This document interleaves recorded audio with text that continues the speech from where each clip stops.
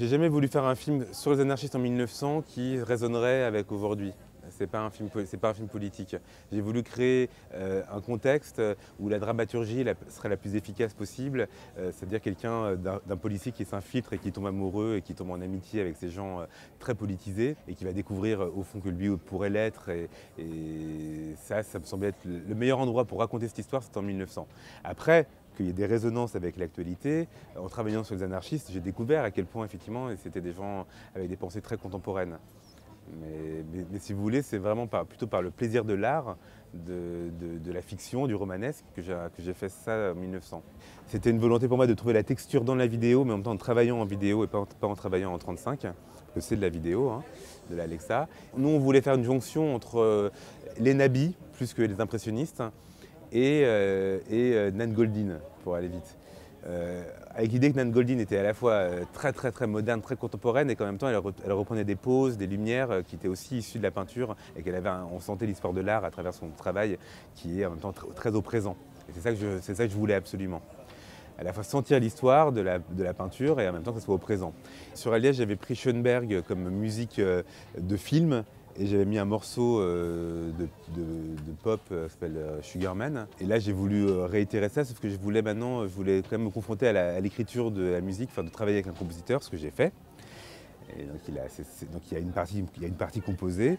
Et après, en même temps, je sentais que pour donner du relief, pour créer de la tension, pour montrer le côté absolument moderne aussi de ma fable, c'était intéressant de confronter à de la musique plus contemporaine, le reggae, les Kinks. Et enfin, il y a une sentimentalité dans le reggae et une combativité qui mélange à la fois très sentimental et très combatif qui me plaisait. Et les Kings, c'est pour le côté uniquement sentimental.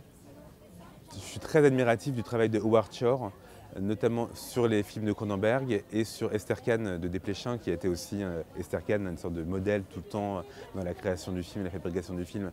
Non pas que mon film ressemble à Esther Kahn, pas du tout, hormis l'époque, mais en tout cas, ce film, je le portais tout le temps avec moi et j'allais le voir, le revoir des bouts. À chaque fois que je doutais de l'idée de faire un film d'époque en 2014.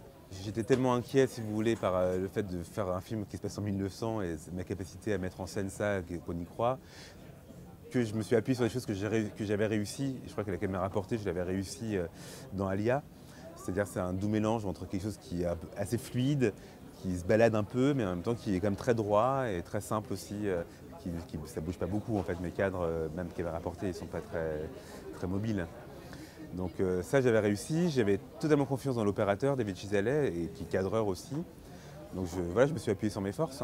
Mais en même temps, lors du tournage et en travaillant avec David Chisalet, j'ai plus fait appel à la machinerie, j'ai quand même plus développé ma mise en scène que dans Alia par exemple.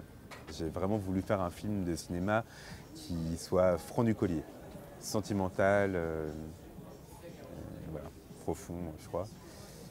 Et en même temps construit comme un thriller.